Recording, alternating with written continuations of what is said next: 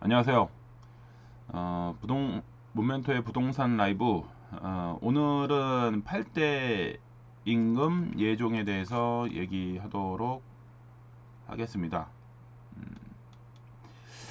예종. 우리 이제 그 지난 시간에 세조에 대해서 알아봤습니다. 세조. 여기 지금 보이는 것처럼 우리가 세조하면 떠오르는 사람 수양대군, 이정재 이렇게 떠오르죠. 예. 세조의 둘째 아들이 예종입니다.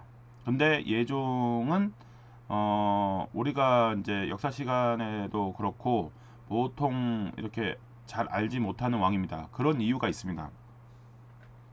조선시대 왕 중에서 단명한 왕 중에 한 명인 예종입니다. 예종은 19살에 이제 죽게 되고요. 승하를 했죠. 그러고 나서 재위 기간도 마찬가지로 이해 못지않게 짧습니다. 1년 정도밖에 못했습니다. 후에 나올 이제 인종은 8개월, 예종은 1년. 재위 기간이 이 정도로 짧기 때문에 많은 그 역사적인 사건에 휘말리거나 또는 역사적인 업적을 남기기에는 시간이 좀 부족했죠.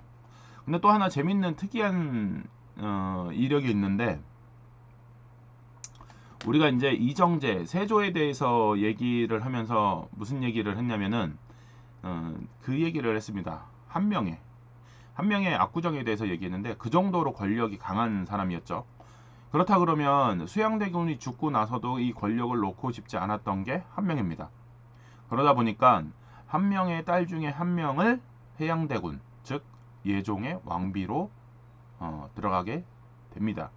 그 정도로 한명회가 권력 의지가 상당히 컸던 인물이죠. 그러면서 이 한명회가 이 예종의 왕비까지 자기 딸로 여기 들어서게 됐는데, 또 예종도 불행하게도 1년도 채 안 돼서 왕위에 올라서 죽게 되죠. 그러면서 이제 변동사항이 생깁니다. 원래는 예종은 왕이 될 수 없었어요. 왜냐면 세조한테는 첫째 아들 의경세자가 있었는데 의경세자가 19살에 죽습니다.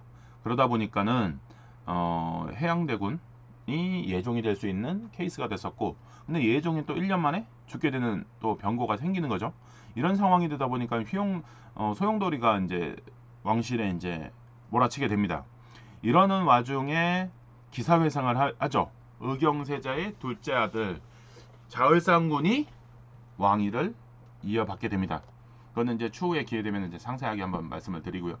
그래서 어쨌든 다시 의경세자의 아들이 왕이 돼서 또 이제 대통이 연결이 되죠.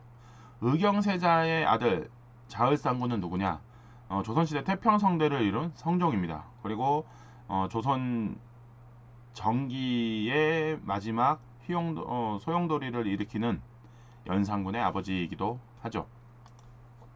그렇게 해서 예종에 대해서는 우리가 잘 알지 못하는 경우가 있는데, 어쨌든 예종은 세조의 둘째 아들이었고, 그리고 짧은 생애를 살다 갔지만 지금 현실에 사는 우리에게는 임팩트 있는 상황이 돼버렸죠. 어떤 게 임팩트가 있냐, 한번 체크를 해보도록 하겠습니다. 어떤 임팩트가 있냐면, 지금 여기 보시는 것처럼 세조의 무덤은 광릉입니다. 광릉이라고 되어 있는데, 그러면은 예종의 무덤은 어딜까요? 예종의 무덤은 우리가 알고 있는 창릉 신도시의 창릉입니다.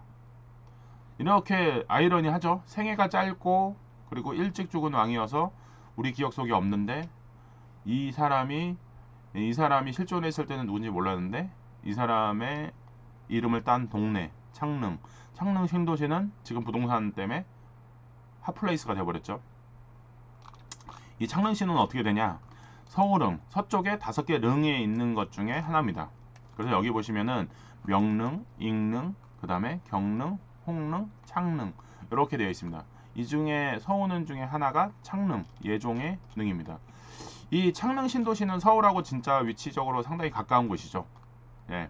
그리고 고양시에 들어가는 입구에 있는 이 신도시이기도 합니다. 이 부분에 대해서는 이제 상세하게 다음 편에 계속 이어서 얘기하도록 하겠습니다.